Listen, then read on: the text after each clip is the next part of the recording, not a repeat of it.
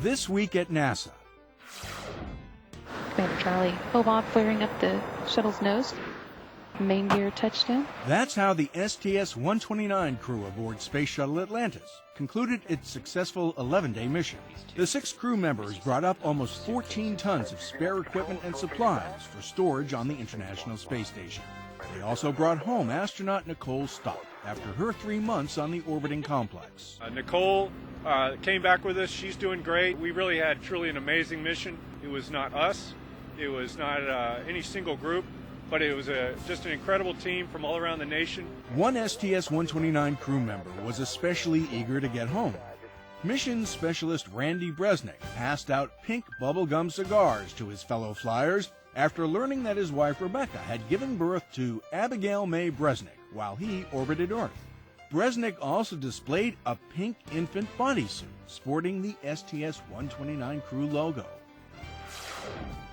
The Intrepid Sea, Air, and Space Museum in New York City hosted a special celebration commemorating the 40th anniversary of Apollo and the retired ship's role in NASA history. Not only did Intrepid serve proudly in World War II and Vietnam, it also was a recovery vessel for the Mercury and Gemini missions. Serving as a guest presenter was NASA Deputy Administrator Lori Garver. Probably when we go to Mars, it will be to do something together as a planet. What a wonderful, I think, balance for the space program to do that. Astronaut and native New Yorker Mike Massimino regaled a rapt crowd with stories of his space experiences. Viewing the Earth from up there in space and just, it's such a unique opportunity. And Nancy Conrad, widow of Apollo 12 Commander Pete Conrad, was part of a special NASA Innovation and Inspiration panel. The lunar module in which her husband and astronaut Alan Bean touched down on the moon November 19, 1969, was also named Intrepid. One of the favorite things that Pete used to say, and I'll just share this with you, is, yeah, we went to the moon, but when we did, we really discovered Earth. The 3-day event was part of Kids Week, in which NASA has played a role since 2003. The Intrepid Museum and Pier attracts more than 750,000 visitors each year. Look under your finger there on that, and the cable itself has a little, right about where your left thumb was. Better flexibility in space gloves can help astronauts perform tasks during spacewalks. And increasing their flexibility is something for which NASA continually strives.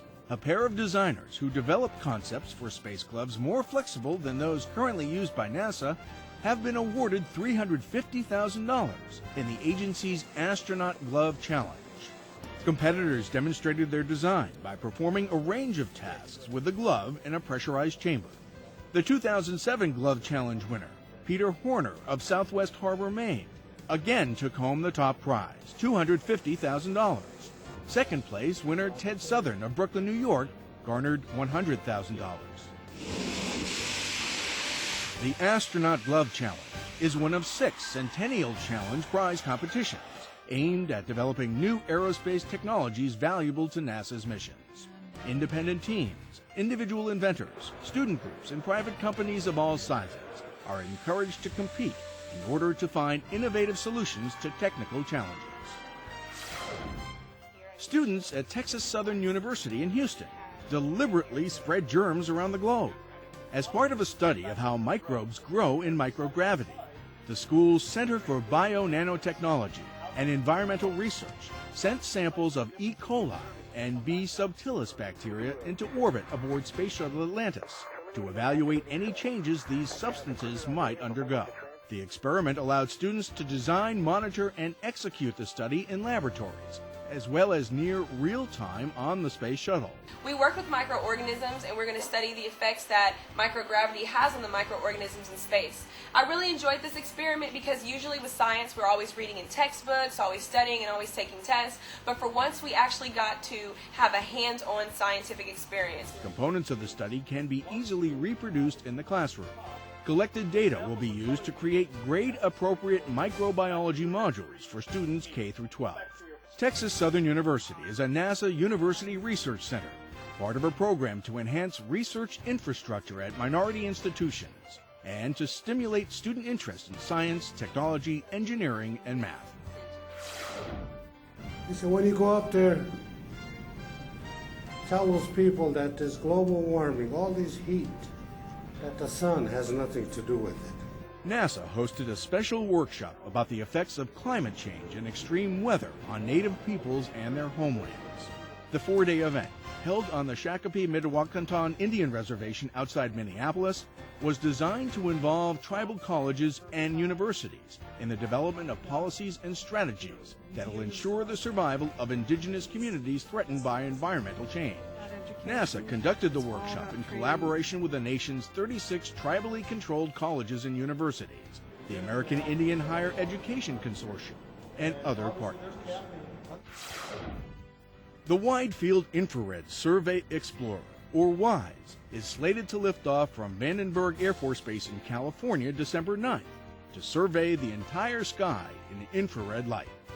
NASA's newest spacecraft will circle Earth over the poles, scanning the entire sky 1.5 times in 9 months. Up to hundreds of thousands of times more sensitive than its predecessors, WISE is expected to uncover hidden cosmic objects, including the coolest stars, dark asteroids, and the most luminous galaxies. Amy Mainzer is Deputy Program Manager. WISE is an all-sky infrared survey, so you could kind of think of it as the Google map to the universe. In addition to finding some of the most distant objects in the universe, it's also going to find some of those that are closest to our own home. WISE's scheduled launch time on December 9th is 9:09 a.m. Eastern Standard Time. And that's This Week at NASA. For more on these and other stories, log on to www.nasa.gov.